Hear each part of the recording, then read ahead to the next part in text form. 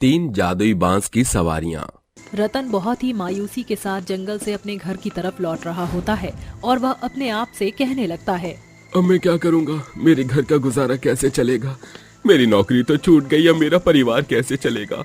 मुझे कुछ भी समझ नहीं आ रहा है। भगवान मेरी मदद करो। रतन ऐसा कहते हुए जा ही रहा होता है। उसकी आंखों में नमी और चेहरा उतरा हुआ होता है। तभी कुछ कुत्तों के भौंकने की आवाज आती है और साथ ही साथ एक बूढ़ी औरत के चिल्लाने की आवाज भी आती है। अरे ये क्या? ये कुत्ते किस पर भौंक रहे हैं? लगता है कोई मुसीबत में है। रतन यहाँ से वहाँ देखने लगता है। तभी उसकी नजर एक बूढ़ी औरत के ऊपर पड़ती है जो कुत्तों से बचकर भाग रही होती है। रतन उस बूढ़ी औरत की मदद करने के लिए कुत्तों को भगाने लगता है। रतन के आसपास बांस का एक लंबा सा डंडा पड़ा होता है। वह उसे उठाकर कुत्तों को मारता है, जिसके बाद कुत्ते भाग जाते हैं। बेटा, मेरी मदद करने के लिए तुम्हारा बहुत बहुत शुक्रिया। आज अगर तुमने मेरी मदद ना की होती तो पता नहीं क्या होता। ये कुत्ते तो मुझे मार ही डालते। अरे अम्मा, ये तो मेरा फर्ज था। चलिए मैं आपको आपके घर तक छोड़ देता हूँ। रतन के इतना कहते ही वह बूढ़ी औरत एक देवी के रूप में बदल जाती है और रतन से कहती है, ये जंगल ही मेरा घर है। तुम मुझे भले इंसान लगते हो। मैं तुम्हारी परीक्षा ले रही थी। तुम बहुत उदास और दुखी हो। क्या हुआ? मैं तुम्हारी परेशानी के बारे में क्या जान सकती हूँ? देवी माँ के पूछने पर रतन अपने बारे में सब कुछ देवी माँ को बताता है। मैं एक कंपनी में काम करता था जहाँ मैं गाड़ियां बनाया करता था, लेकिन अब मेरी जगह वहाँ कोई नया आ गया है, जिसके चलते मुझे वहाँ से निकाल दिया है। मुझे समझ नहीं आ रहा कि मैं अपना घर कैसे चलाऊंगा। रतन के हाथ में बांस की लकड़ी का डंडा देखकर देवी माँ उससे कहती हैं, रतन, मैं तुम्हें एक वरदान देती हूँ। आज के बाद तुम अपने हाथों से कोई भी बांस की चीज बनाओगी तो वह जादुई हो जाएगी और उसके अंदर एक अलग जादू होगा। लेकिन उसके लिए तुम्हें एक मंत्र का जाप करना होगा। कैसा मंत्र?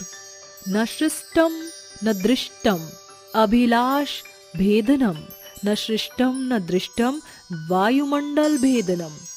ठीक है देवी माँ, मैं इस मंत्र को अच्छे से याद रखूंगा और जैसे ही कोई बांस का वाहन बनाऊंगा तो उसे बनाने के बाद मैं ये मंत्र जरूर पढ़ूंगा। रतन की बात सुनने के बाद देवी माँ वहाँ से गायब हो जाती हैं। रतन चुपचाप वापस अपने घर लौट आता है, जिसके बाद वह अपने मन में सोचता है, देवी माँ ने मुझे वरदान दिया था, मुझे एक बार अपनी कला का इस्तेमाल करना चाहिए। ऐसा सोचकर रतन अपनी कला का इस्तेमाल करता है और बांस से एक ऑटो रिक्शा बनाता है। ऑटो रिक्शा बनाने के बाद वह अपने दोनों हाथों को जोड़कर ऑटो रिक्शा के सामने खड़ा हो जाता है और मंत्र का जाप करता है। ना श्रेष्ठम ना दृष्टम अभिशाल भेदनम, ना श्रेष्ठम ना दृष्टम वायुमंडलम भेदनम। ऐसे ही रतन मंत्र को पूरा पढ़ लेता है। ऑटो रिक्शा अचानक से वाइब्रेट होता है। लगता है देवी माँ का जादू काम कर गया। एक बार मैं इसे चलाकर देखता हूँ। रतन ऑटो में बैठ जाता है, जिसके बाद वह एक जगह के बारे में सोचता है। रतन आंख झपकते ही उस जगह पर पहुंच जाता है, जिसके बाद रतन हैरान रह जाता है। अरे वाह, ये तो कमाल हो गया। ये तो सच में जादुई बांस का ऑटो है। अब मैं इसके सहारे से कई लोगों को जल्दी से जल्दी उनकी जगह पर पहुंचा दूंगा और अच्छा पैसा कमा सकूंगा।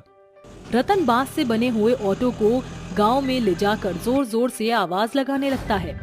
आओ आओ गांव वालों, मेरे ऑटो रिक्शा में बैठो। अरे पलक झपकते ही तुम अपनी मंजिल पर पहुंच जाओगे। मेरा जादुई ऑटो सबको मिनट से पहले उनकी जगह पर पहुंचा देगा। तभी वहाँ पर केशव नाम का एक आदमी आता है और कहता है, अगर तुम्हारा ये ऑटो सच में जादुई ऑटो है तो मैं इसकी सवारी करना चाहूंगा। रतन केशव को ऑटो रिक्शा में बिठाता है, जिसके बाद वह पलक झपकते ही जगह पर पहुंच जाता है। ये सब देखकर केशव हैरान रह जाता है। मुझे तो यकीन ही नहीं होता कि ये ऑटो पलक झपकते ही मुझे मेरे घर पहुंचा देगा। अरे बताओ तुम्हें कितने पैसे चाहिए? 50 रुपए हो गए भैया जी। केशव रतन को 50 रुपए दे देता है, जिसके बाद वह गांव में अपना ऑटो चलाने लगता है। गांव का हर एक इंसान अब रतन के ऑटो में बैठने लगता है, जिसके बाद रतन की अच्छी खासी कमाई होने लगती है। एक दिन रतन अपने मन ही मन सोचता है, अरे जब मैं अपने हाथों से कुछ भी बना सकता हूँ और वो जादुई होगी तो क्यों ना मैं एक बहुत बड़ा ट्रक बनाऊं, जिससे मैं और ज्यादा पैसे कमा सकूं और अपने परिवार को एक अच्छा जीवन दे सकूं। ऐसा सोचकर रतन बांस में से एक बहुत बड़ा ट्रक बनाता है जिसके बाद वह उस ट्रक को बनाने के बाद उसके सामने हाथ जोड़कर खड़ा होता है और मंत्र का जाप करता है। ना श्रेष्ठम ना दृष्टम अभिशाल भेदनम, ना श्रेष्ठम ना दृष्टम वायुमंडल भेदनम। उसके ऐसा कहते ही ट्रक अचानक से वाइब्रेट होता है, जिसके बाद वह एक जादुई बांस का ट्रक बन जाता है। अब रतन उसे चलाने के लिए अपने पास एक नौकर रखता है, जिसके चलते अब उसका ट्रक भी उसे पैसे कमा कर देने लगता है। देखते ही देखते रतन की गरीबी दूर होने लगती है और वह अच्छा पैसा कमाने लगता है। देखते ही देखते कुछ दिन बीत जाते हैं और एक दिन उसकी बेटी अवंतिका उसके पास आती है और कहती है, पिताजी, आपके पास इतना सारा पैसा और आप मुझे एक स्कूटी नहीं दिलवा सकते? अरे मुझे कॉलेज जाने में कितनी दिक्कत होती है। आपको पता है, बस से जाने की वजह से मैं रोजाना लेट हो जाती हूँ, क्योंकि सड़क पर ट्रैफिक ही इतना ज्यादा लगता है। बस जाम में फंस जाती है और मेरे कॉलेज का टाइम निकल जाता है।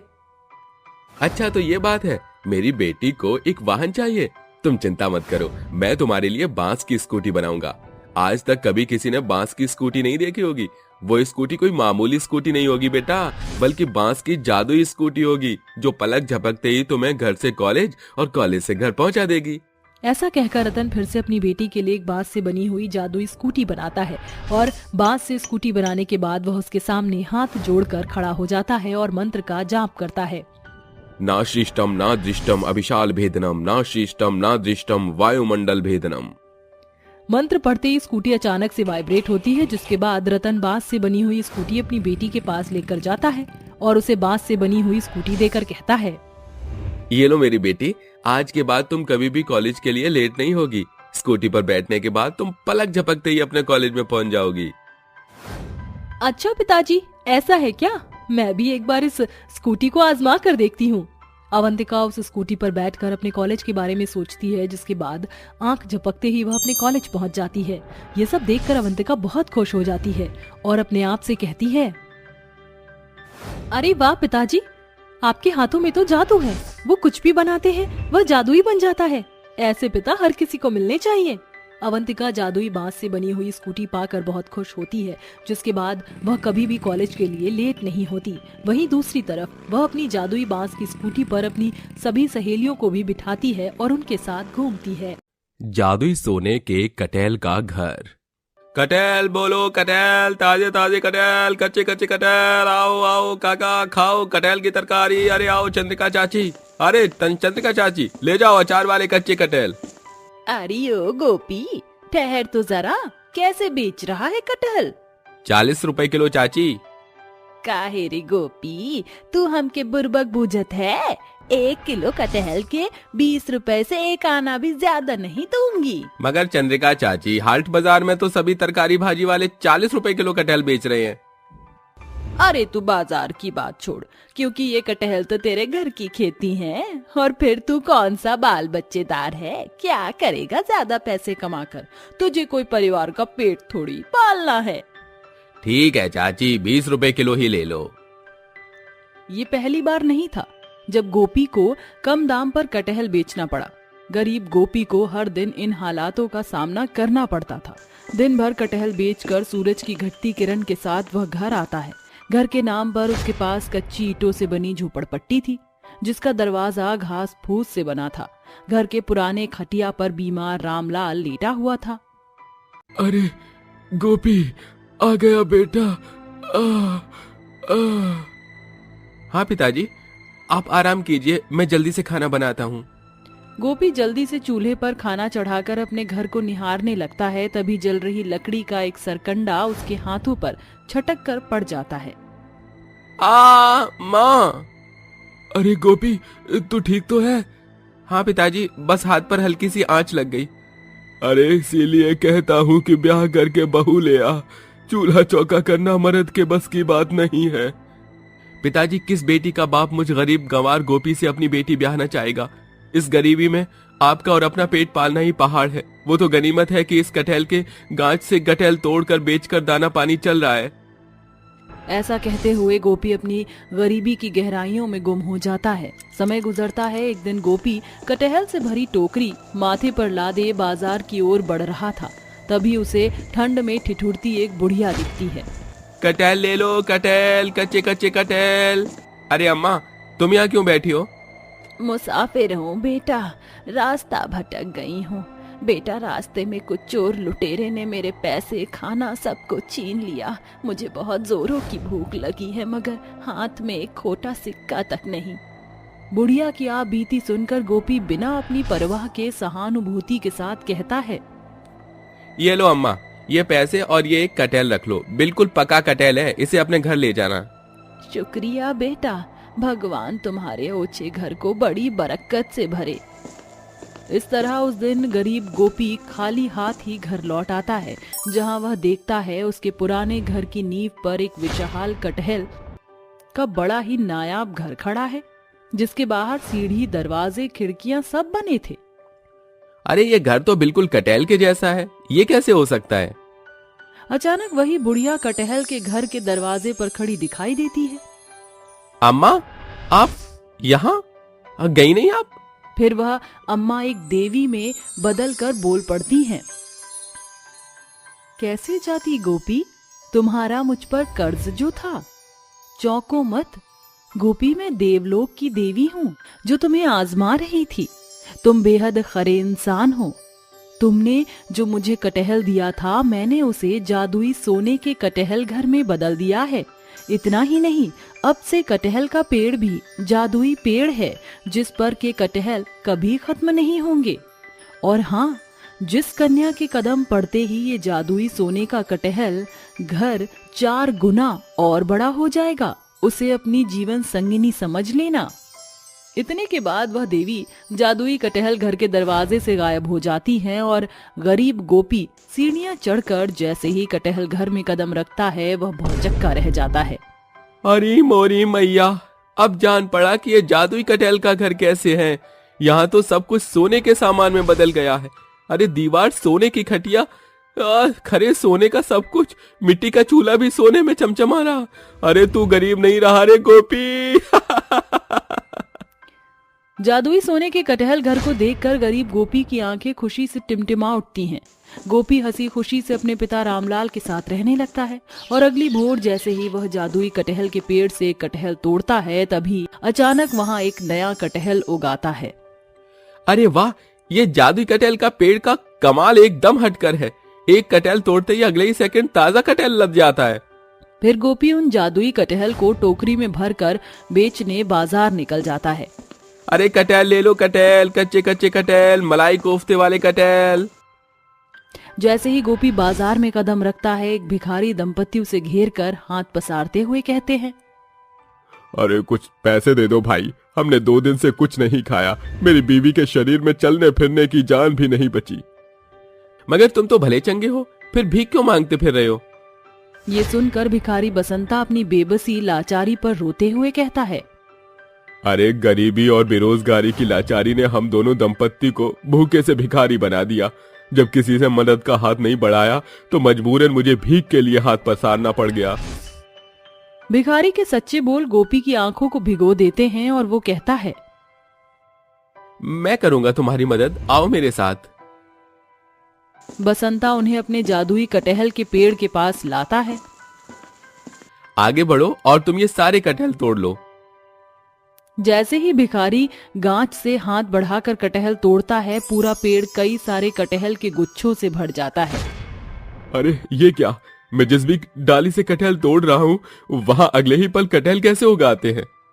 क्योंकि ये जादुई कटहल का पेड़ है। इस पेड़ के कटहल कभी खत्म नहीं होते। बसंता, अब से तुम जब चाहो इस जादुई कटहल के पेड़ का प्रयोग कर सकते हो, ताकि तुम्हें किसी के आगे हाथ ना पसारना पड़े। अरे शुक्रिया मेरे भाई, तुमने मुझ भिखारी को इतना अदब दिया।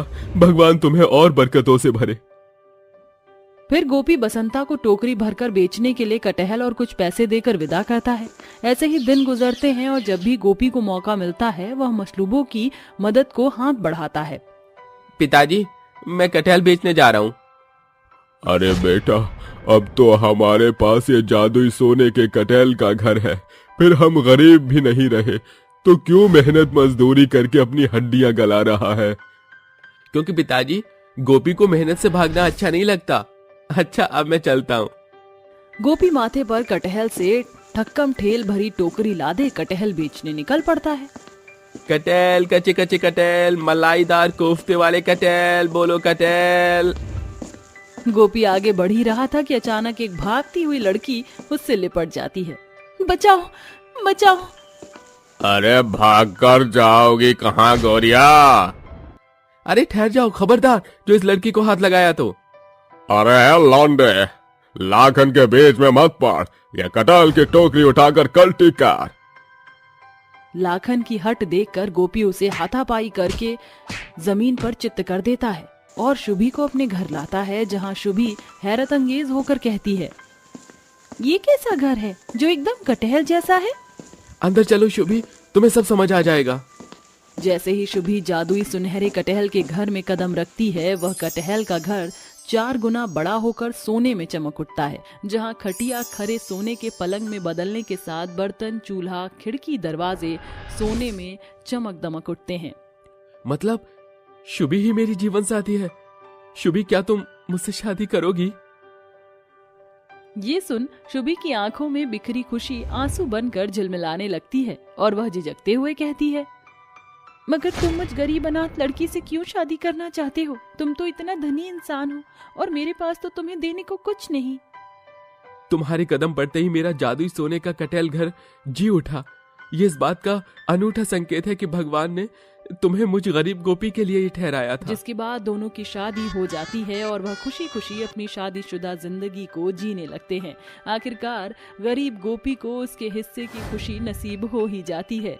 किसने सोचा था कि कल तक जो गोपी कटहल बेचकर गुजारे भर भी ना कमा पाता था, आज उसका जीवन जादुई सोने के कटहल घर में चैन सुकून से कट रहा है।